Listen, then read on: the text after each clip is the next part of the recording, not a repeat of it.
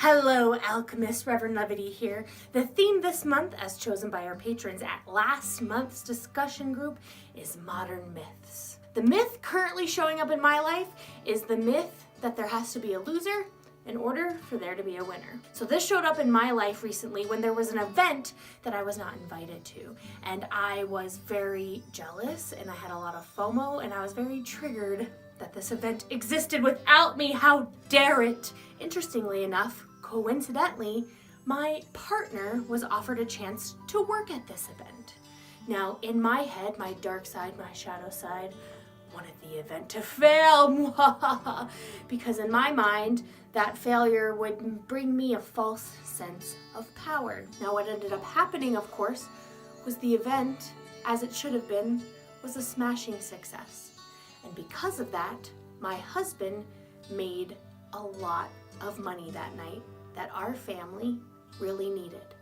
And it dawned on me, that event's success was my family's success. There didn't need to be a loser and a winner. I didn't need to lose in order for that event to win, and that event didn't need to lose in order for me to win. That event won, and my family won. And it occurred to me that I was believing in a modern day myth that is brought on by the fact that we live in a consumer capitalist based culture that believes that in order for me to be on top, you have to be on bottom. This moment where I realized that that event's success was my family's success was a very humbling moment for me. And since then, I have been reprogramming myself to consider, why am I still believing this story? And in what other ways are other people's successes my successes too? And in what ways is my consciousness limited? Do I have a limit-based consciousness when I think that way? So those are my questions I pose to you is, in what areas of your life are you experiencing a limit-based consciousness, believing the modern myth that there isn't enough to go around and that someone that you don't like or something that you feel hurt by or that you are believing any sorts of negative things about? In what ways are you believing that that thing needs to fail, or that ex-boyfriend or ex-girlfriend that hurt you, their next relationship needs to die in the fiery pits of hell in order for you to feel good? So I want you to look around at your life and see where the myth that somebody needs to lose in order for someone else to win is showing up. And then I want you to come to the salon at Walden's on Arlington this Saturday at 10 a.m. and bring it to the table. And I want to hear from you. Where is that modern day myth showing up in your life, and how would you like to change it? Hey Alchemists, Reverend Divine here. Now for this month, our theme of modern myths drove me to the infamous song by the one Miss Dixie Chicks, Not Ready to Make Nice. Now in the song Not Ready to Make Nice, they say, time heals everything, but I'm still waiting. And it reminded me of one of the myths that we often hear so often in our lives, is that time heals all wounds. But this has been coming up a lot for me lately, that might not be the case. That we think if we put enough time or distance between ourselves, the context, the situation, that invariably, just because of the nature of time, we'll get over it.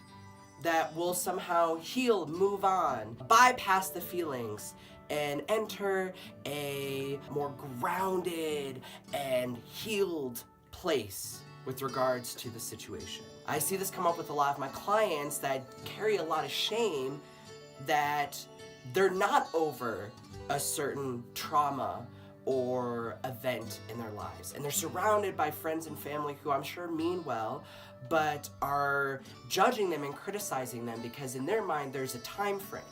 There is a certain amount of time that you are allotted to be in pain, be wounded, to be dealing with the emotions that come up from a certain trauma. And once that time frame, that arbitrary time frame that our friends and family have laid out for us, that they did not tell us, that was not agreed upon, then we feel like we're failing. We feel like we must be doing something wrong because time has passed and we still feel like we're in the same place that we were the day after the trauma occurred. So my prompt for you this month is, Does time heal all wounds?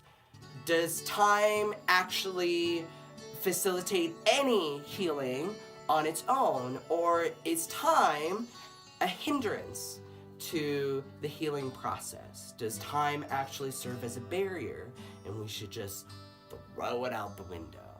Can't wait to hear about all of your thoughts this Saturday at our salon, 10 o'clock at Walden's Coffee. You're fabulous, I'm fabulous, we're fabulous, and I'll see you there. The modern myth that I've been reflecting on is that results are what matter. We judge things based off of the outcome or how they turn out.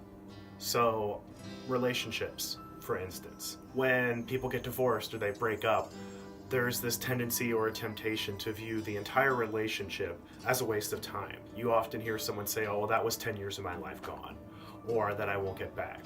That only is not true, but it discounts the worth of those experiences leading up to it. What did you gain from that relationship? What kind of information came in? How did you grow as a person? This idea that results are what matter, you can also see that in the business world, where there's this notion that achievement is what counts, that our worth is based off of what we achieve, what we produce.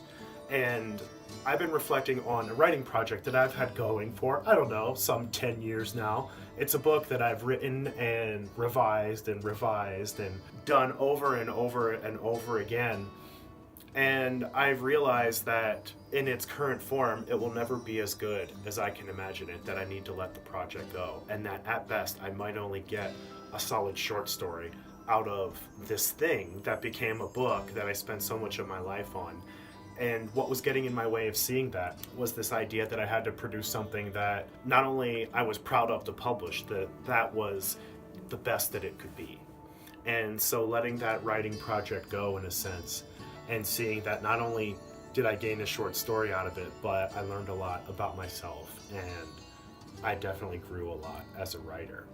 And so that idea that the end result, the end outcome, is what defines the experience really prevented me from moving on from this project and really seeing its worth and value in a clearer way.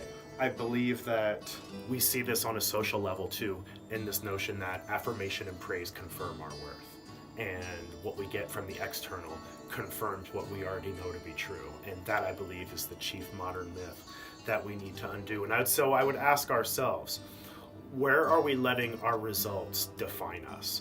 Where are we putting too much expectation or hope in the outcome of things and what we receive back in return versus what we go out into the world with? In other words, where are we letting the external define us more than our sacred internal?